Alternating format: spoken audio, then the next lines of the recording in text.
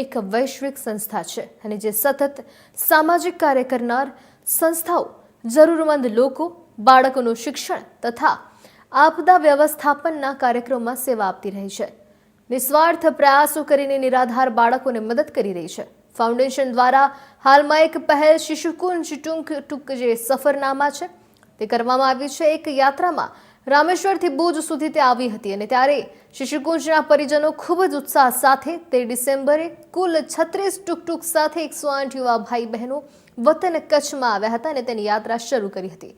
3000 કિલોમીટરનું કુલ અંતર કાપીને આ યાત્રા ભુજ ખાતે આવી પહોંચી હતી. શિશુકુંજ લંડન પરિવારના સભ્યોએ તેમના સિંગાપોર, નૈરોબી, કેનૈયા તેમજ કેન્યા અને અનેક જે સભ્યો છે તે પણ ખાસ સારા હેતુથી ટુકટુક યાત્રા શરૂ કરી છે, જેનો ઉદ્દેશ ફંડ એકત્રિત કરવા અને વિદ્યાર્થીઓની સેવા કરવાનો તેમજ શિક્ષણને પ્રોત્સાહિત કરવાનો છે.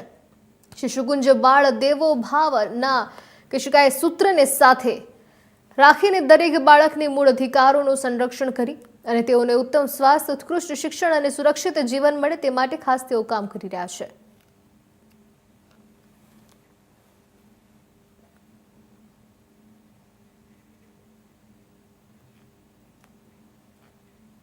ટુકટુક ચલાવવા પાછળ ઘણા બધા અમારા પર્પઝ હતા.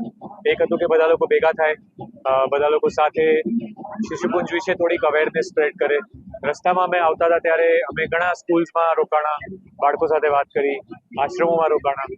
અને બીજું એક અમારું પર્પઝ હતું કે ભુજમાં શિશુકુંજ શાળા છે ત્યાં આપણી પાસે ઘણી સગવડ છે પણ હજી હોસ્ટેલ નથી અને અમે હોસ્ટેલ બનાવીએ છીએ અને એના માટે ફંડ્સ જે છે એ અમને શિશુકુંજ લંડનથી ઘણી બધી સહાયતા મળી, એટલે હોસ્ટેલ બનાવીએ છીએ અને સાથે એક ટીચર ટ્રેનિંગ સેન્ટર બનાવીએ છીએ જ્યાં કોઈ પણ સ્કૂલ હોય ત્યાંથી 1 અઠવાડિયું, 2 અઠવાડિયા, મહિનો, 1.5 મહિનો એવા કોર્सेस હોય જ્યાં ટીચર્સ આવે બીજી સ્કૂલથી અને એ લોકો અલગ અલગ રીતે બાળકો સાથે કઈ રીતે કામ કરાય, કઈ રીતે એને વધારે સારી રીતે શીખવાડી શકીએ, કઈ રીતે અલગ અલગ પ્રવૃત્તિઓ થાય એના ઉપર બધા એક્સપર્ટ્સ આવે. આપણી સ્કૂલમાં જગ્યા હોય એના માટે અને બધાને લાભ ખાલી શિશુકુંજના બાળકો કે ટીચર્સને નહીં પણ આખા ભુજ કચ્છમાં એ લાભ બધાને મળે. તો એવો ઉદ્દેશ્ય છે ને એના માટે અમને આખી ઇવેન્ટમાંથી ખૂબ ટેકો મળ્યો છે. તો ખૂબ જ પ્રોત્સાહન મળ્યું છે. લંડન શિશુકુંજમાં જે ઘણા વર્ષો જૂના કાર્યકર છે એ લોકો અમને ઘણા વર્ષોથી માર્ગદર્શન આપતા હોય છે, ટેકો આપતા હોય છે અને એ જે રીતે કામ કરે છે, એ જે રીતે જોડાય છે, એક પરિવાર ભાવ હોય છે, એની એક અલગ ઉર્જા આવે છે. ખૂબ ગાઈડન્સ મળે અમને કે આમ કરવું જોઈએ, આમ થઈ શકે, આમ નથી વિચાર્યું તમે, આમ કેમ નથી કરી જોતા. આ પ્રવાસ પણ એક બહુ મોટો સાહસનો પ્રવાસ છે અને એના થકી આપણે જોઈ શકીએ છીએ કે બાળકોમાં એક એ વેલ્યુ આવે છે કે આપણે બધા ભેગા થઈએ તો ઘણું બધું કરી શકીએ અને આપણે ડરવાની જરૂર નથી. અઘરું લાગે, ડર લાગે, બીક લાગે, ઇટ્સ ઓકે, કરશું તો થઈ જશે.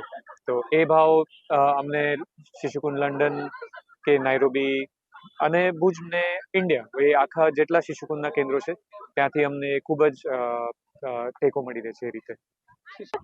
હું લંડનના શિશુકુંજ કમિટીમાં મેમ્બર છું. અમે દોઢ વર્ષ પહેલા ડિસાઈડ કર્યું હતું કે અમે આ ટુકટુકનો ચેલેન્જ કરશું. એમાં 108 પાર્ટિસિપન્ટ્સ છે ને અમે 3000 કિલોમીટર કર્યું. અમે રામેશ્વરમથી ચાલુ કર્યું ને આજે અમે ભુજ પહોંચ્યા. 13 દિવસની અંદર અમે 3000 કિલોમીટર કરી ગયા. બહુ કઠિન હતું. અમુક જગ્યાએ અમે 10 મિનિટનું ટ્રેનિંગ મળ્યું હતું, પછી કીધું કે હવે જાઓ તમે ચાલુ કરી દો. અમુક જગ્યાએ બંધ થઈ જતી હતી, ચાલુ નથી થતી, પણ અમે બહુ ખૂબ મજા આવી. પર્પઝ છે કે પૈસા ભેગા કરવા છે.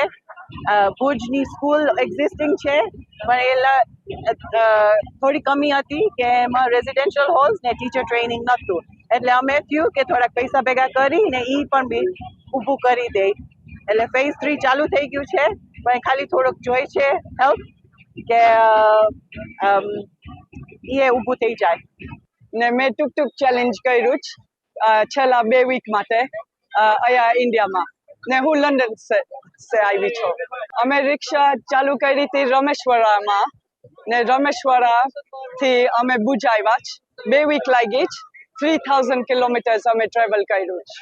રિક્ષા 36 રિક્ષા હતી ને ઓવર 100 પાર્ટિસિપન્ટ્સ હતા અને અમે બધા સાથે ગયા આ જર્ની ઉપર અને બધા સાથે રહ્યા થ્રુઆઉટ ધ જર્ની. અમારું પર્પસ છે કે અમે ભુજમાં સ્કૂલ બનાવવાના જ ને એજ્યુકેશન માટે ને ખાવાના માટે એઝ વેલ, એટલે સેવા માટે આ બધું કર્યું છે એઝ વેલ. એટલે અમે પૈસા બનાવી શકે ચેરિટી માટે, એટલે બધું આ સ્કૂલની થકે બધું જાય એઝ વેલ. બહુ જણ આવ્યા છે, લંડનથી મેઇનલી આવ્યા છે બધા, પણ સિંગાપોરથી આવ્યા છે, કેનેડાથી આવ્યા છે, પછી કેન્યાથી આવ્યા છે, એટલે જુદી જુદી કન્ટ્રીઝમાંથી બધા આવ્યા છે એઝ વેલ. ટૂંક કેવી રીતે આપણે કહ્યું કે આપણે ગમેથી કંઈક કરી રમત સાથે ધ્યાન કરી અમારું ઇથોસ છે કે રમતે રમતે આપણે શીખી, તો એ પ્રમાણે આપણે આ રિક્ષો ચલાવીને એક્સપિરિયન્સ એ મળે, એટ ધ સેમ ટાઈમ આપણે જે રકમ આપણે જે ભેગી કરવી છે સ્કૂલ બાંધવાની, વિચ ઇઝ બહુ ઇમ્પોર્ટન્ટ ને યાદી અમાઉન્ટ છે, તો એ પ્રમાણે આપણે આ ઇવેન્ટ કર્યો. પ્લાન તો બધું આપણે એઇમ હોવો જોઈએ પહેલા, શુષ્કું નહીં આમ કે ખોટી રીતે આમ કંઈ ના કરે, કરી તો આપણો અરાદો હોવો જોઈએ કે શું કરી છે, કેમ કરી છે. તો જ્યારે કંઈ બી એવી રીતે હોય કે આપણે સ્કૂલ બાંધવી છે, આ કરવું છે, આ કરવું છે, ત્યારે ઇવેન્ટ કરી આપણે બધા ભેગા થઈને તો એ પ્રમાણે આપણે ઇવેન્ટ બનાવીને આપણે સક્સેસફુલી ઇવેન્ટ કરી. રાજુભાઈ